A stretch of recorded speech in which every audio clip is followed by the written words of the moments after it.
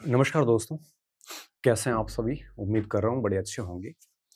आज हम इस सत्र में बात करेंगे वरिष्ठ अध्यापक जो कि जुलाई 2026 में होना है। हमारे पास में तकरीबन 5 महीने रहे हैं। तो जब मैंने व्याख्याता भर्ती परीक्षा पर एक सेशन लिया था 2 दिन पहले, तो वरिष्ठ अध्यापक के जो कैंडिडेट हैं, उन्होंने भी एक डिमांड रखी थी कि सर हमारे लिए भी कुछ ऐसी सलाह-मशवरा दे दीजिए, तो थोड़ा-सा ठीक हो जाता है। तो सोचा मैंने इस पे बात कर लेते हैं, ठीक है? अध्यापक की भर्ती परीक्षा हो चुकी है आपकी और मुझे लगता है कि कई स्टूडेंट वापस सेकंड ग्रेड में लग गए होंगे। सेकंड ग्रेड में जनरली वही स्टूडेंट लगे होंगे जिनके या तो L2 का पेपर बड़ा शानदार गया है और या फिर वे विद्यार्थी जो पहले सेकंड ग्रेड की बढ़िया करके आए थे, फिर बीच में L2 के कारण थोड़े डाइवर्ट हुए, अब वापस सेकंड ग्रेड पे लग गए हैं। तो जो भी है, सब बच्चे हैं यहाँ पे। 5 महीने का हमारे पास समय है। इस वीडियो को हम 3 भाग में बाँट रहे हैं। सबसे पहले मैं बात करूँगा उन सामान्य बातों की जो दोनों पेपर के स्टूडेंट को ध्यान रखनी है। उसके बाद में मैं बात करूँगा फर्स्ट पेपर के लिए कि कैसे इसको ठीक करना है ताकि 40% का मैटर ही खत्म हो जाए और 60-1% तक नंबर आ जाए बढ़िया। और उसके बाद में मैं बात करूँगा सेकंड पेपर और सेकंड पेपर में मैं बात करूँगा एसएसटी केवल, ठीक है? तो जो एसएसटी के स्टूडेंट हैं उनको पूरा वीडियो सुनना है। जो एसएसटी के नहीं हैं उनको फर्स्ट पेपर की बात पूरी होते वीडियो खत्म कर देना है। फिर आगे वाला केवल सामाजिक के बच्चे ही देखेंगे। ठीक है? एक ही वीडियो में मैं सारा फिनिश कर दूँगा। अब सबसे पहले हम बिना समय खराब किए हुए आते हैं, सामान्य कुछ बातें जो ध्यान रखनी है आपको। जैसे क्या ऐसी बातें हो सकती हैं, आपको सब अच्छे से पता है, ठीक है। अगर हम थोड़ा-सा और एक्सप्लेन कर लेते हैं, तो थोड़ा-सा आप आश्वस्त हो जाते हैं, पहली बात। कि जिन्होंने भी अभी अध्यापक की तैयारी करी है, तो निश्चित तौर पे उन्होंने राजस्थान का इतिहास पढ़ा होगा, राजस्थान की ज्योग्राफी पढ़ी होगी, राजस्थान का करंट अफेयर पढ़ा होगा, उन्होंने राजस्थान के संबंध में पॉलिटी पढ़ी होगी, साथ में साइकोलॉजी पढ़ी होगी, है ना? बहुत कुछ चीज़ें उन्होंने पढ़ रखी है। तो 60-70% मतलब मान के चलिए कि आपने पढ़ रखा है। तो फर्स्ट पेपर क्या है? वरिष्ठ अध्यापक के फर्स्ट पेपर में मेजॉरिटी जो है, 20 नंबर का आप साइकोलॉजी निकाल लो, 20 एक नंबर का आप बाकी अदर का निकाल लो, 60 से 65 सवाल है वो राजस्थान जीके के आते हैं। तो ये आपके पूरा पढ़ा हुआ है, प्लस साइकोलॉजी भी आपकी पढ़ी हुई है। तो 70% लगभग आपके पढ़ा हुआ है ऑलरेडी, ठीक है? और अगर मान लो आपने L2 नहीं दिया था, तो निश्चित तौर पे आप पहले से इसकी करते आ रहे होते हैं, फिर आपने 100% पढ़ रखा होगा। जब आपने 70% पढ़ रखा है, तो आपको चिंतित होने की ज़रूरत नहीं है कि पता नहीं कैसे होगा। अब मैं आपको सिंपल सा सुझाव दे देता हूँ। सुझाव ये है कि 70% पढ़ रखा है, तो आपको सामग्री जो है वो चेंज करनी नहीं है, क्योंकि जो भी आपने 70% पढ़ा है, उसके लिए वो सामग्री सेम रखिए, जो आपने रीट के लिए पढ़ा है। कई बच्चे ये कह रहे थे, सर बोर्ड के लिए पढ़ा था, अब आरपीएससी में और टफ होगा। अब कोई 2-4 प्रश्न टफ आ जाएँगे, तो क्या फ़र्क पड़ता है? बाकी जो है, उसी को रखिए और जो 10-20% पोर्शन कम है रीट में और वो एक्स्ट्रा है, उसके अगर आपके पास में कोई सामग्री नहीं है, तो कोई भी एक आधी गाइड ले लीजिए। मार्केट में खूब सारी गाइड आती है, सेकंड ग्रेड को पर्टिकुलर ध्यान में रखते हुए। नाथ की भी आती है, शायद हिंदवाल की भी आती है, च्यवन प्रकाशन की भी आती है, शायद ज्ञान सरोवर की भी मुझे लगता आती है। आप देख लेना, मुझे लगता है सारी गाइड एक जैसी है। तो जो पढ़ रखा है, वो ठीक है, जो टॉपिक हमने नहीं पढ़े हैं, वो उस गाइड से देख लेना बढ़िया, ठीक है? और उसके अलावा उसमें कुछ भी नहीं करना। तो सामान्य बातें यही है कि 70% तक आपने पढ़ रखा है, तो तनाव वाली बात नहीं है। दूसरी बात, सामग्री को चेंज नहीं करना, जो सामग्री आपके पास में कम है, उसके लिए मटेरियल लेके आ जाओ और जो सामग्री पर्याप्त है, पहले से है, वो पर्याप्त है, उस पे थोड़ा भरोसा करिए। तीसरी बात सामान्य ये ध्यान रखनी, दोनों पेपर को साथ लेके चलना है। ऐसे नहीं हो कि आप एक पेपर पढ़ो, एक पेपर पढ़ोगे, दूसरे में डिस्क्वालीफाई हो जाओगे। लापरवाही नहीं कर सकते हम ओवर कॉन्फिडेंस में नहीं रह सकते। हम किसी भी प्रकार से उस भ्रम में नहीं रह सकते कि मुझे सारा आता है तो मैं कर लूँगा। मुझे लगता है कि हमें थोड़ा-सा ध्यान रखना है और दोनों पेपर को टाइम मैनेजमेंट करना है, ठीक है? भले ही मैं कह रहा हूँ 6:3 कर लो, कि 6 घंटे सेकंड पेपर पढ़ लिया, 3 घंटे वो पढ़ लिया। ये मिनिमम है, इससे अधिक ही पढ़ना है आपको तो। लेकिन दोनों पेपर को साथ में लेके पढ़ना है, ठीक है? प्लस क्या देखना है, इसके अलावा भरपूर जितना आप अभ्यास कर सकते हो दोनों पेपर का, उतना कीजिए। अभ्यास के लिए मार्केट में जितनी भी किताबें आती हैं, मुझे लगता है सारी ले लेनी चाहिए। और हर दिन जैसे ही आप फर्स्ट पेपर पढ़ के थक गए, 1-2 आधा घंटा, घंटा उसका अभ्यास कर लो। जब आप सेकंड पेपर पढ़ के थक गए, तब सेकंड पेपर का आप अभ्यास कर लो। अभ्यास मस्ट होता है, ज़रूरी होता है, समझ बढ़ती है इससे। और अभ्यास के लिए पीवाईक्यूज़ वगैरह, प्रैक्टिस सेट वगैरह बहुत ज़रूरी है, वो आप सब निकालिए। साथ में अगर आप टेस्ट वगैरह देते हैं, तो टेस्ट का पेपर है वो पेपर दे के आ जाओ, फिर उसको घर आके उसका और बढ़िया विश्लेषण कर लो। अभ्यास कीजिए और साथ में बार-बार रिवीजन कीजिए। 100% सिलेबस बढ़िया कीजिए, क्योंकि सेकंड ग्रेड में तो कोई गणित, इंग्लिश, सामाजिक जैसा कुछ है सॉरी गणित, इंग्लिश और ये ऐसे कुछ पोर्शन भी नहीं है फर्स्ट ग्रेड की तरह कि आपको कुछ छोड़ना पड़े साइंस जैसे। सामाजिक का 100% ही आप तैयार कर सकते हो। तो मुझे लगता है इसका 100% ही फर्स्ट पेपर का करना चाहिए आपको, ताकि क्या होगा कि 100% तैयार होता है तो 55-60% हार्ड पेपर में भी आ जाते हैं। और बाकी तो मैं कहता ही हूँ कि मार्केट से दूर रहो, मार्केट के भटकाओं से दूर रहो, उन लोगों से दूर रहो जो नेगेटिव बात करेंगे कि सीट कम है, ये वो। उन लोगों से भी दूर रहो जो आपको डाउन करने की कोशिश करें कि तेरे से नहीं होगा, दिस टाइप। उन यूट्यूबर्स है, उन लोगों से भी दूर रहो जो निरंतर भटकाने का काम करते हो। तो मुझे लगता है थोड़ा-सा समझदार बनिए, अच्छे से रहिए, खुद डिसीज़न लीजिए, सुन लीजिए सभी को, डिसीज़न खुद का होना चाहिए। एक बार प्लानिंग कर लो, उसके बाद में ईमानदारी से समर्पित होके और उस प्लानिंग को इम्प्लीमेंट करिए।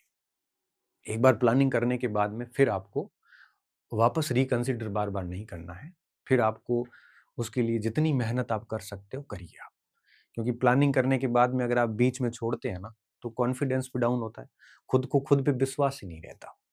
उसको लगता है कि मेरे से नहीं हो पाएगा। क्योंकि प्लानिंग में बीच में छोड़ने से आप खुद नर्वस हो जाते हैं। आप खुद अंडर कॉन्फिडेंस हो जाते हैं। आपका आत्मबल, मनोबल गिर जाता है।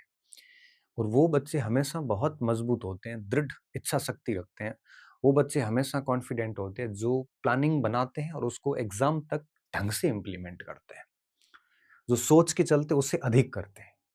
ऐसे स्टूडेंट जो होते हैं ना कि भई सोचा ये था कि आज ये 3 टॉपिक पढ़ के सोऊँगा और वो 3 से आगे जाके मेहनत करके सोता है। सोचा ये था कि मैं मतलब ये 3 किताबें प्रैक्टिस में निकालूँगा, वो 4 निकाल लेते हैं। सोचा ये था कि मैं डेली 10 8 7-8 घंटे तक कम कम से कम दे दूँगा, उससे अधिक दे देते हैं। सोचा ये था कि पहली बार 2 महीनों में सिलेबस एक बार कर लूँगा, वो डेढ़ महीने से पहले ही कर लेते हैं। ऐसे स्टूडेंट हमेशा मोटिवेटेड होते हैं, हमेशा कॉन्फिडेंट रहते हैं जिन्होंने अपनी योजना को तरीके से लागू किया है। और वो व्यक्ति हमेशा दबा-दबा सा रहेगा, अंडर कॉन्फिडेंस रहेगा, जिसने प्लानिंग तो की थी, लेकिन बीच में छोड़ दी। बीच में छोड़ने का कारण बाहर बाह्य तत्व हो सकता है जिसने आपको भटका दिया और आप भटक गए, कमज़ोर विद्यार्थी हैं आप। बीच में छोड़ने का कारण ये हो सकता है कि खुद से कॉन्फिडेंस नहीं रहा। कोई न कोई भटकाव आया ही होगा डेफ़िनेटली, तभी आपने बीच में अपनी योजना छोड़ी। अब आप है ना मेरी इस बात की बात थोड़ा सोचना, कि जब-जब आपने प्लानिंग बीच में छोड़ी है, आप अंडर कॉन्फिडेंट हुए होंगे, आप नर्वस हुए होंगे, आप कमतर फ़ील करने वाले हुए होंगे, आप दबे से हुए होंगे। और जिस समय जब भी आपने अपनी प्लानिंग को तरीके से लागू किया है, टिल एग्ज़ाम तक, तब आपने देखना आपका एक अलग ही तरीके से रुतबा रहता है। इसलिए प्लानिंग बनाइए और उसको अच्छे से इम्प्लीमेंट कीजिए। अब मैं बात करता हूँ पहले पेपर की, ठीक है? अब देखो, पहले पेपर में सबसे पहले मैं बात करूँ समसामयिक की, तो समसामयिक के तकरीबन 10 प्रश्न आते हैं और अर्थव्यवस्था, इसके 5 प्रश्न आते हैं। ये टोटल 15 प्रश्न है इसके। तो देखो, समसामयिकी कंप्लीट राजस्थान की आती है और अर्थव्यवस्था भारत की आती है। ध्यान रखना इस बात का। अब ये इकोनॉमी जो है, ये मैं आपके लिए कर लूँगा कि जैसे ही फरवरी लास्ट वीक में सर्वे आएगा, मैं मार्च के फर्स्ट वीक के अंदर आपको इसी अपने यूट्यूब चैनल के ऊपर 8 से 10 क्लासेस दे दूँगा। मैंने पिछली बार भी दी थी और सभी सेगमेंट में आपने देखा ए, बी, सी, डी सारे ग्रुप में 5-5 सवाल सारे के सारे अपने उसमें से आए थे, कोई एक आधा इधर-उधर हुआ था। तो मैं आपको मार्च में ये क्लासेस दे दूँगा। अभी पुराना सर्वे काम का नहीं है। अभी आपको नया जो फरवरी 26 में सर्वे आएगा, जिसकी कक्षाएँ मैं आपको मार्च के फर्स्ट वीक में दे दूँगा। 8 से 10 कक्षाएँ होगी, वो देख लेना, आपका 5 प्रश्नों का काम हो जाएगा। अब बात आती है समसामयिकी की। जुलाई में पेपर है, तो जून छोड़िए, मई, अप्रैल और मार्च। मार्च, अप्रैल और मई, इन 3 महीने का बढ़िया कंठ पढ़ना है, थोड़ा-सा फरवरी का। और आपको पता है, हर महीने एक क्लास 10 तारीख को मेरी आती है राजस्थान करंट की। तो एक फरवरी की फरवरी, मार्च, अप्रैल और मई 4 क्लासेस आएगी। इन 4 क्लासेस देख लेना। प्लस मैं क्या करूँगा, जून के अंदर एक त्रैमासिक पत्रिका जारी कर दूँगा, मैगज़ीन। वो राजस्थान की रहेगी सेपरेटेड। वो बढ़िया पढ़ लेना। मैं आपको इन 15 में से 13-14 की गारंटी ले लेता हूँ। आपका इतना काम तो हो जाएगा, ठीक है? तो अब आपको देखो 2 प्रश्नों के जवाब मिल गए कि समसामयिक कितनी पूछी जाएगी। दूसरा, आर्थिक समीक्षा जो है 5 प्रश्न आते हैं, वो वर्ल्ड के, राजस्थान के जीके के इतर आते हैं। उसमें 5 नंबर का ये भूगोल आता है, 5 नंबर की इकोनॉमी आती है, कुछ पॉलिटिकल साइंस आता है, ऐसे करके। तो ये हो जाएगा आपका, ठीक है? इसके लिए आपको कुछ ज़्यादा भटकने की आवश्यकता नहीं है। अच्छा, आप कहीं और से भी पढ़ रहे हैं तो भी कोई दिक्कत नहीं है, बट पढ़ना इतना ही है ना, मार्च, फरवरी से लेके और अधिकतम फरवरी से लेके मई तक का, और समीक्षा जो नई आएगी वो आपको पढ़नी है। दूसरा, जो राजस्थान का जीके है वो आपने रीट में ऑलरेडी पढ़ रखा है, उसी को पढ़ लेना। नया कुछ भी नहीं है, ठीक उतना ही है। कोई 1-2 सवाल टफ होंगे तो फिर कोई फ़र्क नहीं पड़ता। तीसरा है भारत का जीके और विश्व का जीके। भारत और विश्व के लिए आप आपके पास में पहले से कोई कंटेंट है तो उसी को पढ़ लेना, और नहीं तो कोई गाइड लाके, और फर्स्ट पेपर की गाइड लाओगे, नई कोई एक आधी लाते हो, तो इनमें जो-जो टॉपिक नहीं कवर हो रहे वो उस गाइड से कवर कर लेना। अगर आपके पास में कोचिंग सेंटर्स वगैरह के किसी के नोट्स हैं, तो मुझे लगता है नोट्स से ही देख लेना, और एक आधी गाइड लेके और ये चीज़ें देख लेना, बाकी ज़्यादा ज़रूरी है नहीं। और डेली 2-3 घंटे आप फर्स्ट पेपर को दे देना। अगर बहुत कमज़ोर है तो थोड़ा अधिक टाइम देना, और बहुत बढ़िया है तो थोड़ा कम टाइम दे देना। और फिर इनकी दृष्टि वगैरह की और बहुत सारी किताबें नाथ वगैरह की प्रैक्टिस के लिए आती है, वो पुस्तकें के लाओ। और जैसे मान लो आपने शाम के समय 8, 9, 10 बजे 3 घंटे फर्स्ट पेपर देखना है, तो देख लीजिए। फिर 10 बजे जब सोने जाते हो, आधा पौना घंटा सवाल सॉल्व करके फिर सो जाओ आराम से। सवाल सॉल्व करने से कॉन्फिडेंस भी आता है, और साथ में थोड़ा ठीक महसूस होता है। प्रश्नों का नेचर भी समझ में आता है। अब आप मुझे ये कह सकते हो, सर नए बदलते पैटर्न में पुराने प्रश्न हल करने से क्या होगा? नहीं, ऐसा नहीं है। पैटर्न भले कितना ही बदले, अगर आप डेली प्रश्नों से भिड़ते हो ना, तो भिड़-भिड़ के आप इतने मजबूत हो जाते हो, फिर किसी भी प्रकार का प्रश्न आता है तो दिक्कत नहीं आती। अब आप ये नहीं कह सकते, सर मैं आप जैसे क्रिकेट के खिलाड़ी हैं और आपने यॉर्कर पे बहुत अच्छी प्रैक्टिस कर रखी है। आप डेली यॉर्कर से भिड़ोगे तो फिर शॉर्ट बॉल भी खेल लोगे, ऐसी कोई बात नहीं है। और डेली शॉर्टकट बढ़िया तैयार करोगे तो आप पुल शॉट, हुक शॉट भी कर सकते हो। तो मैं कहने का मतलब ये है कि हर दिन सवालों से भिड़ोगे ना आप, तो आप इतने परिपक्व हो जाएँगे, इतने मैच्योर हो जाएँगे, इतने समझदार हो जाएँगे, इतने मजबूत हो जाएँगे कि आप फिर किसी भी परीक्षा के किसी भी प्रश्न से भिड़ सकते हो, अगर आपने वो पढ़ रखा है तो। इसलिए आपको टेंशन लेने की आवश्यकता नहीं है। पीवाईक्यू जितने अधिक करोगे, टेस्ट सीरीज़ वगैरह जहाँ-जहाँ भिड़ जाते हो, भिड़ जाओ आप। जितने अधिक प्रश्न कर सकते हो, करिए। जिससे क्या होगा, आप मजबूत होंगे, आप परिपक्व होंगे, आप में समझ बढ़ेगी, कॉन्फिडेंस बढ़ेगा, तो कम से कम आप परीक्षा में हड़बड़ाएँगे नहीं, और परीक्षा में आप ईज़िली अपना काम है वो कर जाओगे। तो ये फर्स्ट पेपर की बात थी, तो इसको बढ़िया कीजिए, और ईज़िली 50-60% नंबर आ जाते हैं अगर आप इसको 100% ही तैयार करते हैं तो, क्योंकि इसमें ऐसा कोई पॉइंट है नहीं कि आप उसको छोड़ो, ठीक है? और साइकोलॉजी जो आपने रीट वगैरह में पढ़ रखी, सेम वही साइकोलॉजी का पोर्शन है, और जिस भी किताब से पढ़ी उसी से पढ़ती रहिए, कोई नई लाने की ज़रूरत नहीं है। अब कोई 2-4 सवाल इधर-उधर होते हैं, इसका मतलब ये थोड़ी है कि आप नई किताबें लेके आ जाओ। जो है उसको ढंग से पढ़ लीजिए ना, नई किताब से भी 2-4 सवाल इधर-उधर हो सकते हैं। और वैसे भी 100% कौन करता है? 60-65% भी हो जाते हैं तब भी बहुत बड़ी बात होती है। इसलिए आप इसको बढ़िया से करिए। अब आगे का जो वीडियो है ये सामाजिक के बच्चे ही देखना, साइंस वाले बच्चे मत देखें। यहाँ तक बात थी फर्स्ट पेपर की। अब मैं एसएसटी की बात करता हूँ। एसएसटी में 8 भाग है टोटल, ठीक है? 8 भाग है और सभी के लगभग 18 17-18 17-18 सवाल आते हैं। अब इसके साथ क्या दिक्कत है कि बहुत बड़ा है, और अगर कोई आज से शुरू करता है तो बहुत मुश्किल होता है उसको जून तक तैयार करने में। अगर उसके पहले से कोई सब्जेक्ट कुछ पढ़े हुए नहीं है तो, क्योंकि इसमें देखो टीचिंग मेथड तो आपके पढ़ा हुआ होगा रीड के साथ में। हो सकता है हिस्ट्री पढ़ा हुआ होगा, थोड़ा ज्योग्राफी पढ़ा होगा, पॉलिटी से भी थोड़ा-सा वास्ता रहा हुआ होगा, लेकिन फिलॉसफी, लोक प्रशासन और आपका सोशियोलॉजी, ये 3 तो बिल्कुल आपके लिए नए होते हैं। इकोनॉमिक्स का भी काफ़ी सेगमेंट नया है। तो अब करना क्या, मैं आपको बता देता हूँ। इसमें कुछ 4 बड़े सब्जेक्ट हैं, जैसे इतिहास है, इसमें आपके भूगोल बड़ा है, इसमें आपके राजनीति बड़ा है। ये 3 बड़े सब्जेक्ट हैं, ठीक है? और 5 छोटे सब्जेक्ट है, जैसे दर्शन शास्त्र छोटा सब्जेक्ट है, लोक प्रशासन छोटा सब्जेक्ट है और इसके साथ-साथ आपके समाजशास्त्र छोटा सब्जेक्ट है, ठीक है? इकोनॉमिक्स, अर्थशास्त्र छोटा सब्जेक्ट है और मेथड आपके ये छोटा सब्जेक्ट है, बड़ा नहीं है। तो 3 और 2 5 बड़े हैं छोटे हैं और 3 बड़े सब्जेक्ट हैं। करना क्या है मैं आपको बता देता हूँ। आपने कहीं कोचिंग कर रखी है, आपके ये सारे कंटेंट रेडी किए हुए हैं, तो मुझे लगता है कि इस बार थोड़ा सिलेबस चेंजेस हुआ है। तो इस समय अच्छा एक और बात, इस समय को कोचिंग तो मत ही करना। क्यों? क्योंकि अभी आपके पास कोचिंग का टाइम नहीं है, ठीक है? ऐसा नहीं होगा आप अभी कोचिंग कर रहे हो और वीडियोज़ देख रहे हो, लिख रहे हो, अब ये मत करना क्योंकि 5 महीने में ये सब नहीं कर पाओगे आप। हाँ, आपने पहले कर रखी है, ये कंटेंट आपका रेडी है, तो मैं सिर्फ़ यही चाहूँगा थोड़ा अपडेट कर लेना। कैसे किया जा सकता है अपडेट? आपके पास 2 विकल्प हैं, आप गाइड ले सकते हो।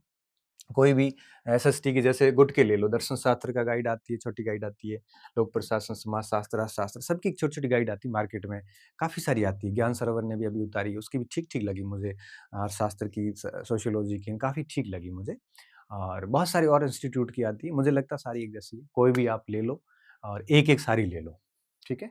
फिर क्या करना आपके नोट्स के साथ उसको पढ़ लो ताकि क्या कोई नए चैप्टर जुड़े हैं तो वो फिर आप है वो उसको अच्छे से कर लोगे। नहीं तो क्या होगा कि पुराने जो आपके नोट्स हैं ना, वो अपडेट नहीं होंगे और अपडेट करने में टाइम भी लग सकता है।